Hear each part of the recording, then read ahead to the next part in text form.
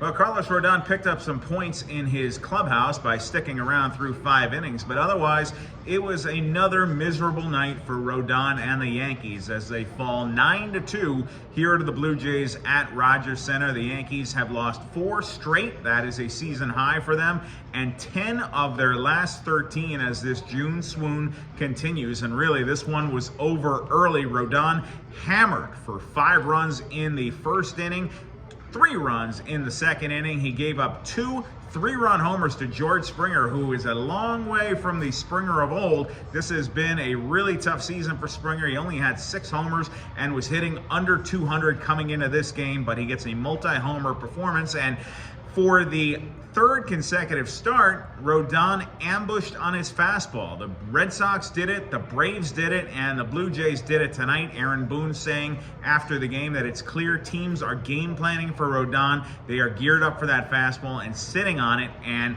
he has not made the necessary adjustments. And he did later in the game, the same as what he did in that Braves game, but it was a little too late when he started to rely on the secondary pitches, and he started getting better results. He gave up 5 in that first inning, 3 in the second, and then was able to get through 3 more scoreless innings there. And what happened in that 5th inning, he had gotten the first out, and Aaron Boone was coming out on the mound. Phil Bickford came out the bullpen gates, and Rodón said a curse and then said, I want it. I want to stay in there. And Boone, at that point, the game was pretty much out of hand. Boone said, sure, go ahead, give it a try. And Rodón was able to get the last 2 outs. He said that he just needed to prove it to himself. And maybe that provides something of a building block, but clearly Rodón understands there is a lot of work that needs to get done between now and the next time he is out on the mound. He said the velocity is there on the fastball, just the command is not. And so a grooving pitches right down the middle, and Springer certainly among those who took advantage in this one. Rodón has allowed 21 runs, 20 earned in his last 3 starts. I mentioned that was against the Red Sox, the Braves, and the Blue Jays. Before that, he had allowed just 11 runs over a 7-game win streak. So that one snapped in Boston, and he said I need to get better. The one other play that was interesting to talk about in this game was in that first inning.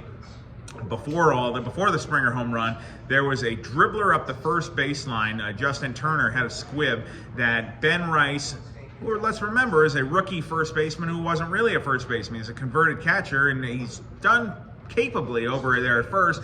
A roller coming up the baseline, instead of picking up the ball, it hit the first base bag for a run-scoring single. Now, Boone said that probably the play there is to pick the ball up, take the sure out at first base. A run would have still scored there, but at least you get 1 out. But Rice seemed to think that the ball might kick foul, and then you have a foul ball and no run score. So it is a tricky in-between play. Boone called it a wonky play, and he also said it's probably one that Rice will never see again. So that's the hokey pokey. That's what it's all about. Your final score here again at Rogers Center was the Blue Jays 9 and the Yankees 2. The Yanks will come back and try to snap the skid here as they play game 2 of this 4-game series tomorrow. Marcus Stroman on the mound back here in the 6th against Yusei Kikuchi, another left-hander. And we know how the Yankees have struggled against left-handed starters this year. We'll see you tomorrow night.